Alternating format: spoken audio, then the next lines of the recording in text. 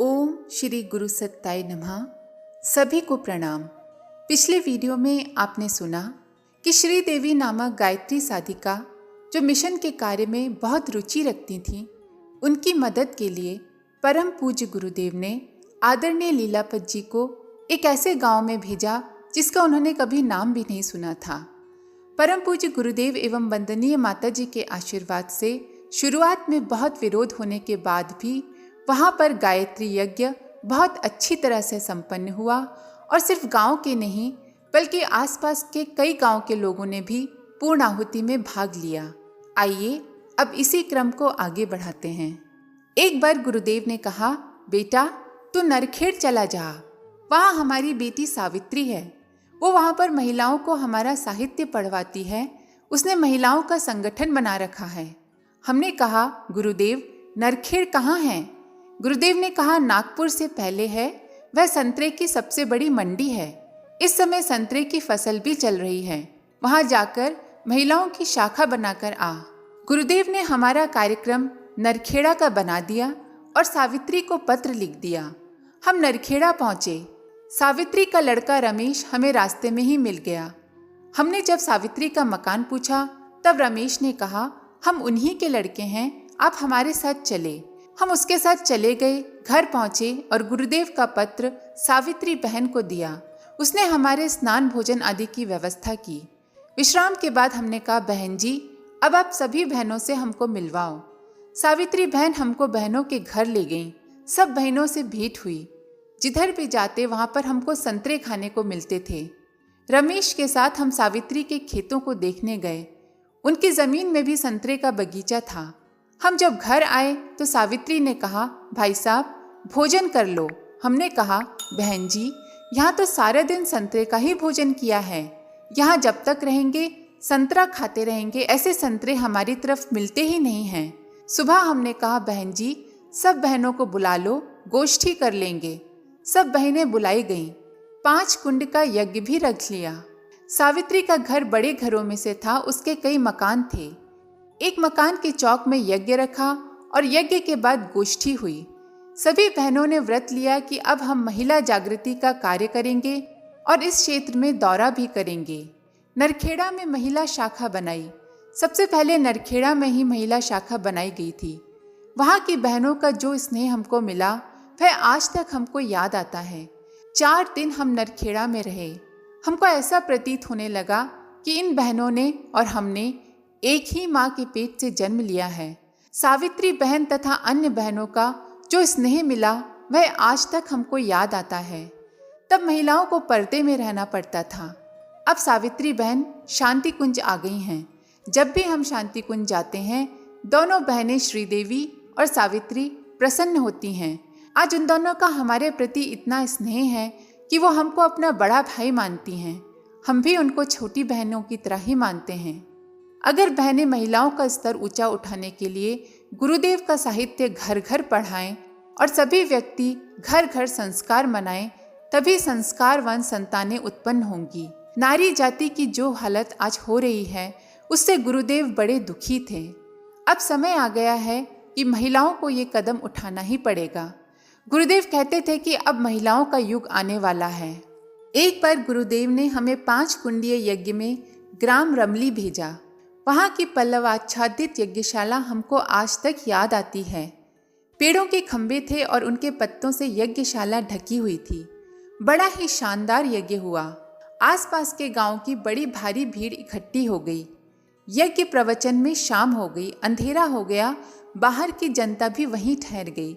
वहाँ के यज्ञ के प्रबंधकों ने शाम के भोजन की व्यवस्था नहीं की थी क्योंकि कार्यक्रम दोपहर को ही समाप्त होना था।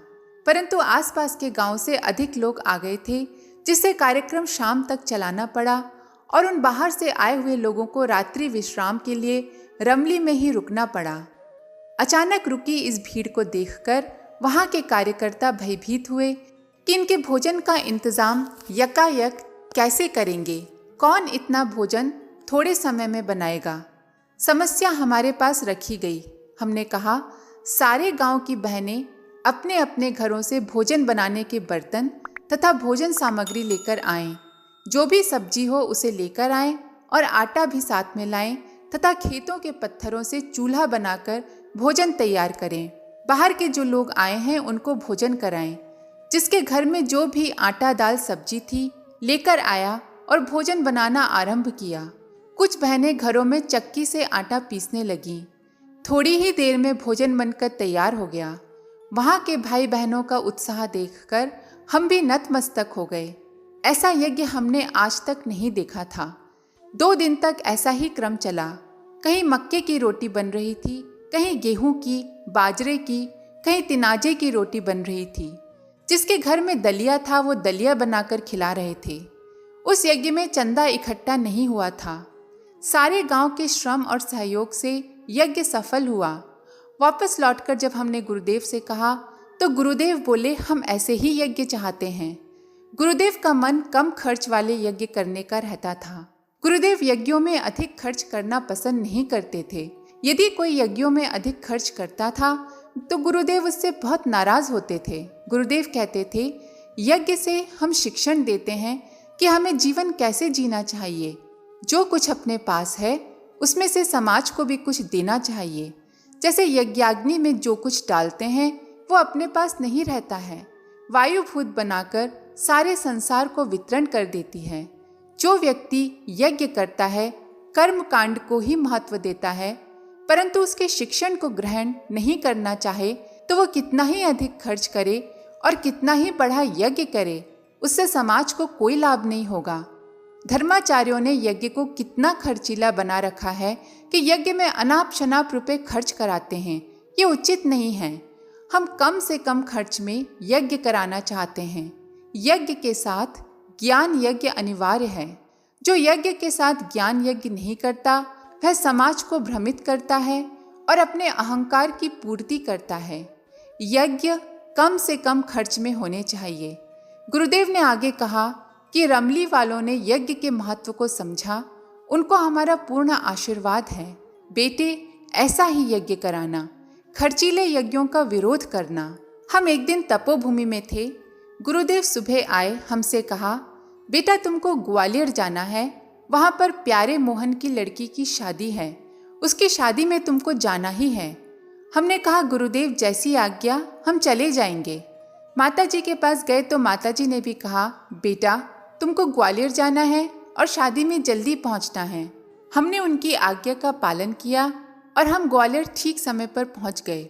लड़की वाले हमारे पहले से ही परिचित थे। ग्वालियर शाखा के भाई भी थे।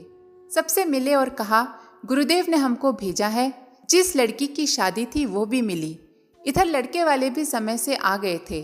बारात लड़की वाले के घर गाजे बाजे के साथ जाने की तैयारी कर रही थी। सभी ने कपड़े बदले। लड़की वाले भी सज धज कर तैयार थे। हम भी दरवाजे पर तैयारी में लगे थे। बारात आने में देरी हो गई। हम जहाँ बारात ठहरी थी वहाँ पर गए कि क्यों देरी हो रही है। जहाँ बारात ठहरी थी वहाँ बाजे बज रहे थे, बाराती तैयार खड़े थे, परंतु लड़का तथा लड़के के परिवार वाले वहाँ नहीं आए थे।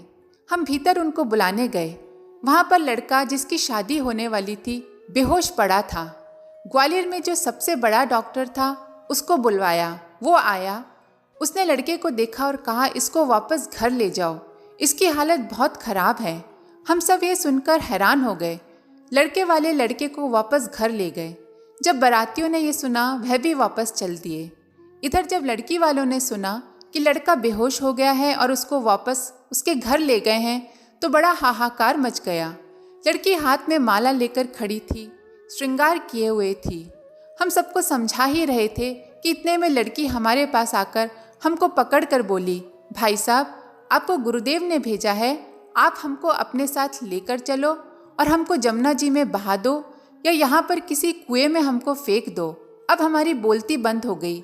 हमने मन ही मन कहा, गुरुदेव आपने हमको बुरी तरह फंसा दिया। बेचारी लड़की रो रही थी और सब लोग रो रहे थे। हमें भी बहुत बुरा लगा। हमने लड़की से कहा, बेटी एक बात बतला, गुरुदेव पर तुझे विश्वास है या नहीं? उसने कहा, गुरुदेव पर मुझे पूर्ण विश्वास है। तब हमने कहा, हम इसी समय मथुरा जाते हैं और सुबह हम आ जाएंगे। जब तू कहेगी तुझे तब कुएं में फेंक देंगे और हम भी उसी में कूद पड़ेंगे, परंतु हमको एक बार गुरुदेव से बात करके आने दे। लड़की ने कहा, ठीक है, गुरुदेव के पास चले जाइए।